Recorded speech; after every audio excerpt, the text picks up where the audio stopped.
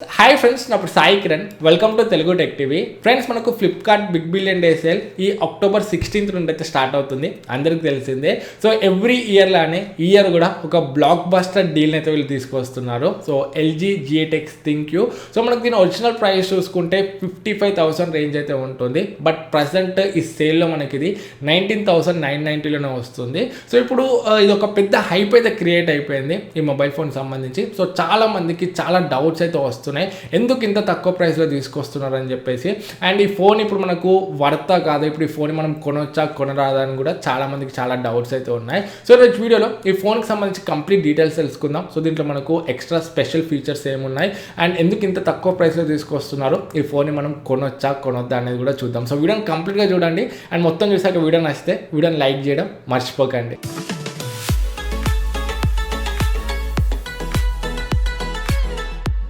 Friends, first మనము mobile ఫోన్కి సంబంధించిన కంప్లీట్ డీటెయిల్స్ చూద్దాము.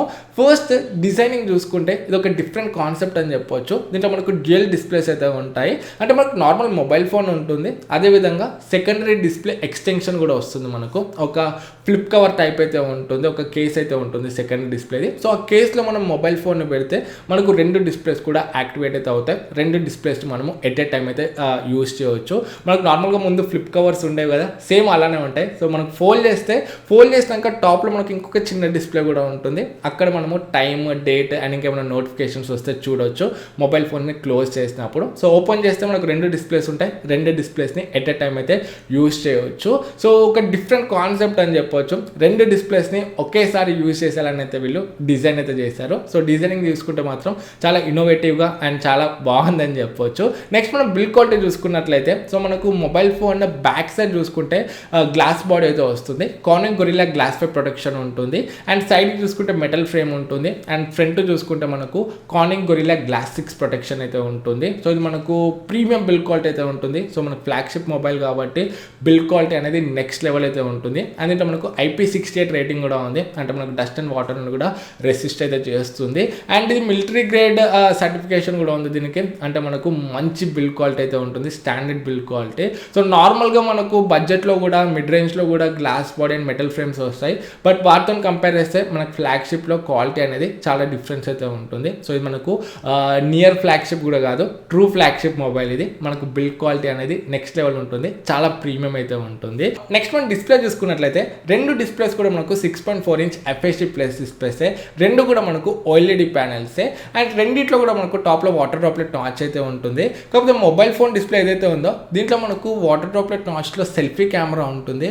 బట్ ఏదైతే మనకు సెకండరీ డిస్ప్లే ఉందో దాంట్లో మనకు కెమెరా కానీ ఏమి ఉండదు. కాకపోతే దాంట్లో కూడా వాటర్ డ్రాప్లెట్ నాచ్ అయితే ఇచ్చారు.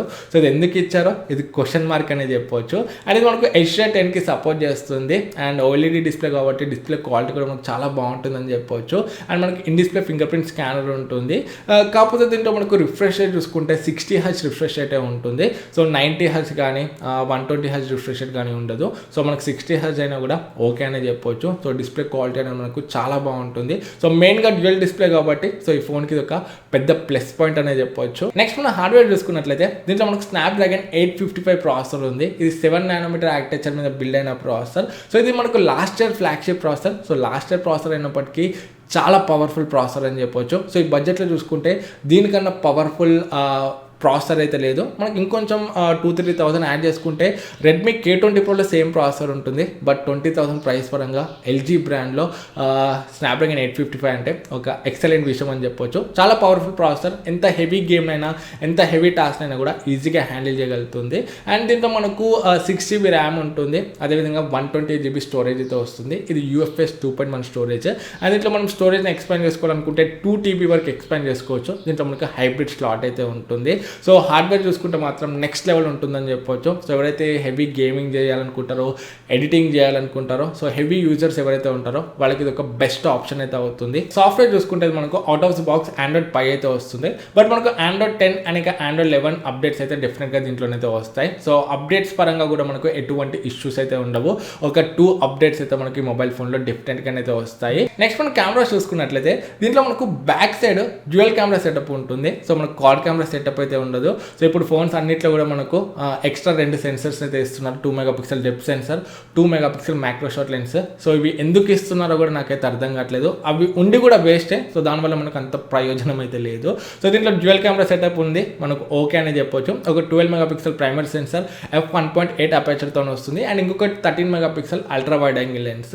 ఫ్రంట్ చూసుకుంటే మనకు 32 మెగాపిక్సెల్ సెల్ఫీ కెమెరా ఉంది, f1.9 అపర్చర్తోనే. సో కెమెరాస్ చూసుకుంటే మనకు బాగుంటాయని చెప్పొచ్చు. సో మనకు ఫ్లాగ్షిప్ ఫోన్ కాబట్టి మనకు ఇమేజ్ ప్రాసెసింగ్ కానీ ఇమేజ్ క్వాలిటీ కూడా ఫ్లాగ్షిప్ లెవెల్లోనే ఉంటుంది. నెక్స్ట్ మనం బ్యాటరీ చూసుకుంటే దీంట్లో 4000 mAh బ్యాటరీ ఉంది. సో 4000 అంటే డీసెంట్ అనే చెప్పొచ్చు. మనకు ఫ్లాగ్షిప్ మ్యాక్సిమం ఫోన్స్లో 4500 mAh ఉంటుంది.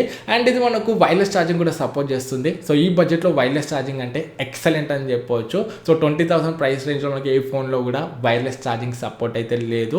అండ్ ఇంకొకటి ఇది మనకు ఛార్జింగ్ స్పీడ్ చూసుకుంటే 16.2 వాట్ అవుట్పుట్తో అయితే వస్తుంది. సో ఛార్జింగ్ స్పీడ్ అనేది మనకు కొంచెం స్లో ఉంటుందని చెప్పొచ్చు. సో ఇది ఎక్కడి దీనికి డ్రాబ్యాక్. అండ్ అదేవిధంగా బ్యాటరీ మనకు 4000 mAh. Single mobile phone use చేస్తాం మనకు బ్యాటరీ బ్యాకప్ బాగానే ఉంటుంది. కాకపోతే ఎప్పుడైతే మనం డ్యూయల్ డిస్ప్లే యూజ్ చేస్తామో సో ఏదైతే సెకండ్ డిస్ప్లే ఉందో అది కూడా మొబైల్ ఫోన్ బ్యాటరీనే కన్జ్యూమ్ చేసుకుంటుంది. సో మొబైల్ ఫోన్ బ్యాటరీనే యూజ్ చేసుకుంటుంది. సో 2 డిస్ప్లేస్ యూజ్ చేసేటప్పుడు మనకు బ్యాటరీ అనేది చాలా ఫాస్ట్గా డ్రైన్ అయితే అవుతుంది. సో 2 డిస్ప్లేస్ యూజ్ చేయకుండా ఒక ఫోన్ యూజ్ చేస్తే మాత్రం మనకు బ్యాటరీ కొంచెం బెటర్గానే అయితే వస్తుంది. ఫర్ ఎగ్జాంపుల్ మనకు నార్మల్గా mobile phone screen on time 6 hours వస్తుంది అనుకోండి. సో మీరు 2 డిస్ప్లేస్ని యూజ్ చేస్తే సో మనకు 4 hours వరకు అయితే వస్తుంది డిస్ప్లే అనేది. సో అంత డిఫరెన్స్ అయితే ఉంటుంది మనకు. అండ్ నెక్స్ట్ మనం సెన్సర్స్ చూసుకుంటే దీంట్లో ఆల్మోస్ట్ అన్ని సెన్సర్స్ అయితే ఉన్నాయి. In display finger print scanner ఉంది, NFC సపోర్ట్ ఉంది, 3.5mm జాక్ ఉంది. అండ్ అదేవిధంగా మనకు హైపర్ డాక్ సపోర్ట్ ఉంది. సో ఓవరాల్గా ఆల్మోస్ట్ అన్ని సెన్సర్స్ అయితే ఉన్నాయి. సో సెన్సర్స్ అయితే ఏమి కూడా స్కిప్ అయితే చేయలేదు. ఇది మనకు ఫ్లాగ్షిప్ ఫోన్ కాబట్టి. అండ్ ఈ 2 డిస్ప్లేస్ వల్ల మనకు యూజ్ ఏంటంటే సో మనము 2 డిస్ప్లేస్లో డిఫరెంట్ యాప్స్ని అయితే యూజ్ చేయొచ్చు. ఫర్ ఎగ్జాంపుల్ మీరు ఒక డిస్ప్లేలో యూట్యూబ్లో వీడియోస్ చూస్తున్నారు అనుకోండి, అండ్ ఇంకొక డిస్ప్లే మీరు వేరే ఏదైనా వర్క్ చేసుకోవచ్చు. అండ్ అయినా టైపింగ్ చేసేటప్పుడు మనకు డిస్ప్లే ఏమో ఫస్ట్ డిస్ప్లేలో మనం టైప్ చేసేది కనబడుతుంది, అండ్ సెకండ్ డిస్ప్లేలో మనం కీప్యాడ్ లాగా యూజ్ చేయొచ్చు. అండ్ గేమ్స్ ఆడేటప్పుడు కూడా మనము గేమ్ ప్యాడ్ లాగా యూజ్ చేయొచ్చు సెకండ్ డిస్ప్లేని. సో ఈ విధంగా మనకు చాలా విధాలుగానైతే హెల్ప్ అవుతుంది 2 డిస్ప్లేస్ ఉంటే. అండ్ స్టీరియో స్పీకర్స్ కూడా ఉన్నాయి. ఫ్రెండ్స్ ఇంకొకటి మనకు ఫ్లిప్కార్ట్ అండ్ అమెజాన్లో సేల్ అయితే ఉండబోతుంది కదా. సో చాలా ఆఫర్స్ అయితే ఉంటాయి. నేను మన టెలిగ్రామ్ డీల్స్ ఛానల్లో సో ఆఫర్స్ సంబంధించిన పోస్ట్ అన్ని కూడా నేను అక్కడ షేర్ చేస్తుంటాను. సో మీరు జాయిన్ అవ్వకపోతే వెంటనే వెళ్ళి జాయిన్ అవ్వండి. టెలిగ్రామ్లో తెలుగు టెక్ టీవీ డీల్స్ అని సెర్చ్ చేసినా వస్తుంది, లేకపోతే కింద డిస్క్రిప్షన్ కింద కమెంట్ పిన్ చేస్తాను, అక్కడ నేను కూడా జాయిన్ అవ్వచ్చు. సో జాయిన్ అవుతే మనకు చాలా డబ్బులు అయితే సేవ్ అవుతాయి. సో చాలా ఆఫర్స్ అయితే నేను అక్కడ పోస్ట్ అయితే చేస్తుంటాను. ఫైనల్గా 19,990లో ఈ ఫోన్ని కన్సిడర్ చేయవచ్చు అంటే సో మనకు స్టాక్లో దొరికింది అనుకోండి, కళ్ళు మూసుకొని ఫోన్ అయితే కొనవచ్చు. బట్ మ్యాక్సిమం మనకు స్టాక్లోనైతే ఫోన్ దొరకదు. సో చాలా మంది ఫోన్ కోసం అయితే ట్రై చేస్తారు. స్టాక్ కూడా మనకు చాలా తక్కువనైతే ఉంటుంది. ఒకవేళ మనకు స్టాక్లో దొరికితే మాత్రం ఈ ఫోన్ అయితే మనము డెఫినెట్గా కొనవచ్చు. అండ్ ఒకవేళ మీకు 2 డిస్ప్లేస్ నచ్చకపోతే యూజ్ చేయడం ఇష్టం లేకపోయినా కూడా మీరు సెకండ్ డిస్ప్లే యూజ్ చేయకుండా జస్ట్ నార్మల్ ఫోన్లో కూడా యూజ్ చేయవచ్చు. సో ఇలా చూసుకున్నా కూడా మనకు 20,000 ప్రైస్ పరంగా ఒక కిల్లర్ డీల్ అనేది చెప్పవచ్చు. సో ఒకవేళ మీకు స్టాక్లో దొరికితే మాత్రం కళ్ళు మూసుకొని ఈ ఫోన్ అయితే మీరు కొనవచ్చు. సో నేను కూడా ట్రై చేస్తాను. ఒకవేళ దొరికితే మన ఛానల్లో రివ్యూ చేసి నేను ఆ ఫోన్ అయితే మన సబ్స్క్రైబర్స్కే సేల్ అయితే చేస్తాను. సో వీడియో నచ్చితే వీడియోని లైక్ చేయండి. ఫస్ట్ టైం ఛానల్కి వచ్చి ఉంటే ఇలాంటి టెక్నాలజీ సంబంధించిన వీడియోస్ కోసం ఛానల్కి సబ్స్క్రైబ్ అయ్యి దాని పక్కన ఉన్న బెల్ ఐకాన్ యాక్టివేట్ చేసుకోవడం మర్చిపోకండి. మళ్ళీ నెక్స్ట్ వీడియోలో మేము ముందుకు వస్తాను. అప్పుడు this is Sai Kiran from Telugu tech TV signing out. జై హింద్.